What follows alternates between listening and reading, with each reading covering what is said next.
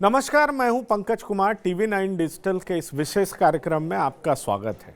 हम चर्चा करेंगे कि मुलायम सिंह परिवार में क्यों नाखुश हैं उनकी बहू और उनके भाई, यानी कहा जाए तो अखिलेश के चाचा और उनकी बहू। जी हाँ, इस पर हम चर्चा करेंगे विशेष तौर पर। लेकिन इससे पहले हम ये जानने की कोशिश करेंगे कि क्या वाकई अखिलेश चुनाव मैदान में उतरने वाले हैं। जिस तरह से योगी चुनाव मैदान में उन्होंने उतरने का ऐलान कर दिया है, वो गोरखपुर से चुनाव लड़ेंगे, उसी तरह से क्या अखिलेश भी आजमगढ़ से, चूंकि वो सांसद हैं, तो क्या वो चुनाव लड़ने की तैयारी कर रहे हैं? पंकज जी, देखिए ऐसा है, जब से योगी जी की सीट डिक्लेयर हुई है कि वो गोरखपुर से शहर सदर से चुनाव लड़ेंगे, उसके बाद से माना जा रहा है कि अखिलेश यादव पर भी इस बात का दबाव बढ़ गया है कि वो भी अपने नेतृत्व को सिद्ध करने के लिए विधानसभा का चुनाव लड़ें। उन्होंने अभी तक इसके बारे में कुछ साफ तो नहीं कहा है कि वो चुनाव लड़ेंगे कि नहीं लड़ेंगे, लेकिन उन्होंने इतना ज़रूर कहा है कि चुनाव लड़ने से पहले वो आजमगढ़ के लोगों से बात ज़रूर करना चाहेंगे, जहां से अभी वो सांसद हैं। हमारे पास इसमें एक बाइट भी है अखिलेश जी की। मैं पीसीआर से अनुरोध करूंगा कि कृपया उस बाइट को बजाएं।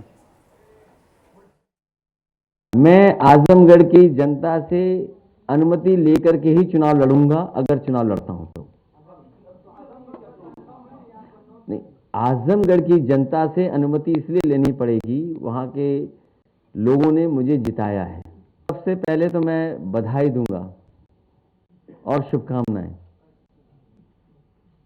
और साथ ही साथ हमें खुशी इस बात की है कि समाजवादी विचारधारा का विस्तार हो रहा है। समाजवादी विचारधारा का विस्तार जो हो रहा है, मुझे उम्मीद है कि हमारी विचारधारा वहां भी पहुंच करके और संविधान और लोकतंत्र को बचाने का काम होगा। अभी जो आप सुन रहे थे वो अखिलेश यादव बात कर रहे थे अपर्णा यादव के बारे में, जो मुलायम सिंह यादव की छोटी बहू हैं। उन्होंने आज सवेरे भारतीय जनता पार्टी ज्वाइन कर ली क्योंकि वो समाजवादी पार्टी में खुश नहीं थी। तो उसमें अखिलेश यादव उन्हें अपनी शुभकामनाएं दे रहे थे और ये भी कह रहे थे कि नेताजी ने उनको समझाने की बहुत कोशिश की, लेकिन वो नहीं मानी।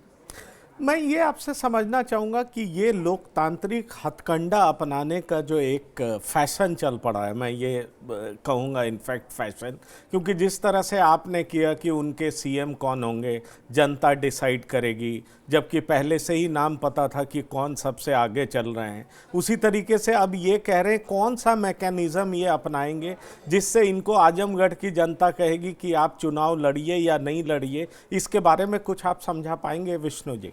देखिए पंकज जी, ये तो ऑप्टिक्स कहा जाता है इसको अंग्रेजी में। आप एक माहौल बनाने की कोशिश करते हैं कि कोई नेता कितना लोकप्रिय है और कितनी वो अपने वोटरों की बात सुनता है या अपने प्रदेश के लोगों की बात सुनता है। तो यहाँ पर अखिलेश यादव भी यही कह रहे हैं कि अगर वो आजमगढ़ की विधानसभा सीट से लड़ते हैं तो वो वहाँ की जनता से पहले इजाज़त चाहेंगे। लेकिन अभी तक ये साफ नहीं है कि वो चुनाव लड़ेंगे भी या नहीं, और अगर लड़ेंगे तो कहाँ से लड़ेंगे। उनके पास और भी विकल्प हैं। वो इटावा से लड़ सकते हैं, मैनपुरी से लड़ सकते हैं, कन्नौज से लड़ सकते हैं, या अगर चाहें तो वो आजमगढ़ से भी, जैसा अभी हमने सुना, आजमगढ़ से लड़ सकते हैं, या एक और सीट है जो गोपालपुर की सीट है, वहाँ पर भी संभवतः ऐसी कयास है कि वो अगर चाहेंगे तो वहाँ से भी चुनाव लड़ सकते हैं। नहीं, ये आपने ठीक कहा, लोकप्रियता जांचने और परखने का ये समय जरूर है, लेकिन दूसरी तरफ ये देखा जाए कि परिवार में वापस वैसा ही कलह देखा जा रहा है। वैसे जैसे ही ये बात लक्ष्मीकांत वाजपेयी, जो कि बीजेपी के नेता हैं, उन्होंने कही कि शिवपाल यादव हमारी तरफ आ सकते हैं, उसके बाद ट्विटर के जरिए शिवपाल यादव ने इसको सिरे से खारिज कर दिया है। पर अगर मुलायम परिवार की बात करें तो उनके समधी बीजेपी ज्वाइन कर चुके हैं। खुद धर्मेंद्र यादव के बहन और बहनोई बीजेपी के सदस्य हैं, उससे चुनाव भी लड़ चुके हैं, और भी लोगों की बात कही जा रही है कि वो बीजेपी में शामिल हो सकते हैं। तो परिवार में ही लोकप्रियता गायब है, कहा जाए तो नेतृत्व संभालने का एक जो उस वजह से रस्साकसी है वो जारी है। तो इसको लेकर के आप क्या कहना चाहेंगे? देखिए पंकज जी, अखिलेश यादव ने शुरू में ही बोल दिया था कि वो परिवार में से किसी और को चुनाव लड़वाना नहीं चाहते। अपर्णा यादव लखनऊ कैंट से टिकट चाहती थी और वो अमेठी में तिलोई से भी कोशिश कर रही थी, लेकिन एक बार जब अखिलेश यादव ने घोषणा कर दी तो ये साफ हो गया कि उनको टिकट नहीं मिलेगा। वैसे भी अपर्णा यादव और उनके पति के संबंध अखिलेश यादव से बहुत अच्छे नहीं हैं, ये तो सभी जानते हैं। और इसके अलावा शिवपाल यादव की बात दूसरी है। शिवपाल यादव के पास अभी और कोई चारा नहीं है सिवाय इसके कि वो समाजवादी पार्टी में बने रहें। यहाँ बात तो यहाँ तक पहुँच गई है कि ये भी माना जा रहा है कि शायद, क्योंकि अखिलेश यादव पहले ही बता चुके हैं कि उनकी पार्टी छोटी पार्टी है, इसलिए उनको उम्मीद थी कि उनको 6-7 सीटें मिलेंगी। लेकिन अभी बात ये चल रही है कि अखिलेश यादव उनको एक से ज़्यादा सीट देने के लिए राज़ी नहीं है, वो भी जसवंत नगर की सीट जिस पर शायद शिवपाल यादव लड़ते हैं। लेकिन वो चाहते हैं कि उनके बेटे आदित्य यादव भी लड़े, तो हो सकता है 2 सीटें मिलें या एक ही सीट रहेगी, तो संभवतः आदित्य यादव फिर जसवंत नगर से लड़ेंगे। पर आपको नहीं लगता कि वो शिवपाल यादव जो मुलायम सिंह के हनुमान कहे जाते थे और उन्होंने इसी वजह से पार्टी भी छोड़ी, इनफैक्ट अखिलेश से दूर गए और वापस इन्होंने एक अलायंस किया अपनी पार्टी के साथ और समाजवादी पार्टी का, अगर उनको 1 या 2 सीट मिलता है तो क्या ये उनका वाइज डिसीजन माना जाएगा? क्या आपको नहीं लगता कि राजनीतिक दाव पेच में अखिलेश के सामने वो फिसड्डी साबित हो गए? आखिरकार जितने बड़े कद के नेता हैं, ये तो नहीं कहा जा सकता कि 2 या 1 सीट पाकर के उन्हें वो सम्मान मिला जो जिसके वो हकदार हैं।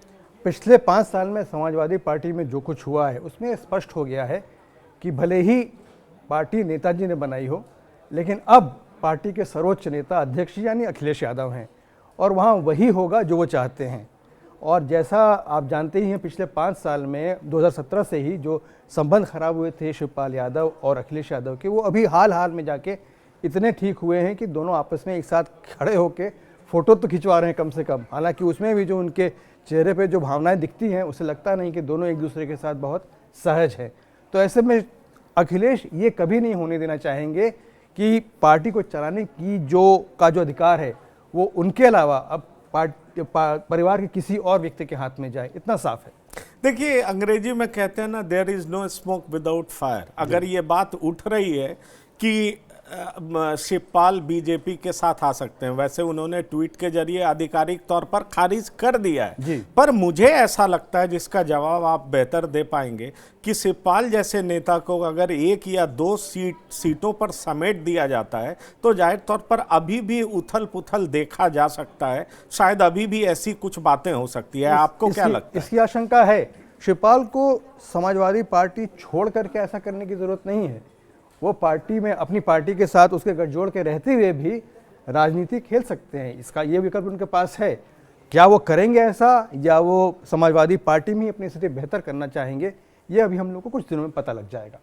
लेकिन एक अंतिम सवाल, क्योंकि उन्होंने जैसे ही आज अपर्णा यादव ज्वाइन की, उसके बाद अखिलेश यादव ने फिर कह दिया कि मैंने पहले अनाउंस किया था कि अब मैं किसी बीजेपी नेता को अपनी तरफ लेने वाला नहीं हूं।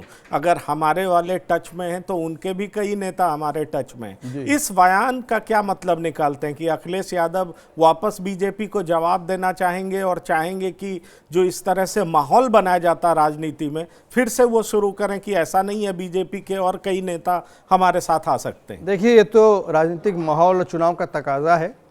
पहले 3 बड़े मंत्रियों को समाजवादी पार्टी ने बीजेपी से उठा लिया, तो बीजेपी थोड़ी डिफेंसिव हो गई। माहौल ये बना कि सब लोग बीजेपी छोड़ के जा रहे हैं। वास्तविकता में ये हो या नहीं हो वो दूसरी बात है।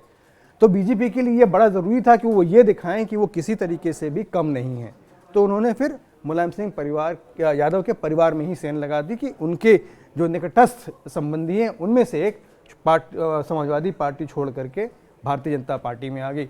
इसमें अपर्णा यादव कोई बहुत बड़ी नेता नहीं है, हालांकि वो एक बार चुनाव लड़ चुकी हैं 2017 में, लखनऊ कैंट से ही लड़ी थी, और उस बार जो मोदी वेव थी उसमें उनको 61,000 वोट मिले थे, जो उस सीट पर समाजवादी पार्टी के किसी उम्मीदवार को कभी भी नहीं मिले थे। वो हार गई थी रीता जोशी बहुगुणा से, तो इसलिए वो सफल नहीं हो पाई।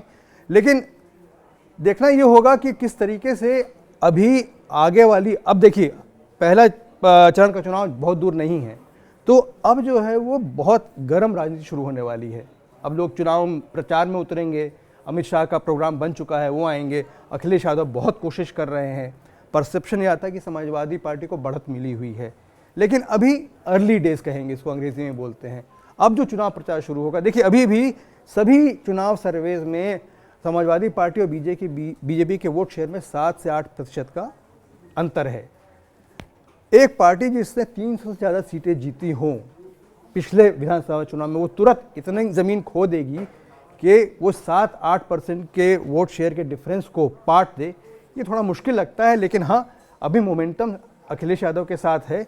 अब जैसे जैसे चुनाव प्रचार चलेगा उसमें भारतीय जनता पार्टी कैसा करती है, ये देखने पर निर्भर होगा कि चुनाव किस तरफ का रुख करता है। जाहिर तौर पर, और यही मोमेंटम जो अखिलेश यादव की तरफ है, उसी को काउंटर बैलेंस करने के लिए बीजेपी ने एक जोरदार चाल चली कि मुलायम सिंह की ही बहू, जो छोटी बहू हैं अपर्णा यादव, उनको अपने साथ कर लिया ताकि ये मैसेज दे सके, जनता के सामने रख सकें ये मैसेज कि अखिलेश के परिवार में ही सब कुछ ठीक नहीं है, तो वो सूबे की सत्ता क्या संभाल पाएंगे। तो फिलहाल TV9 डिजिटल के इस विशेष शो में इतना ही। आप बने रहिए TV9 डिजिटल के साथ। धन्यवाद, नमस्कार।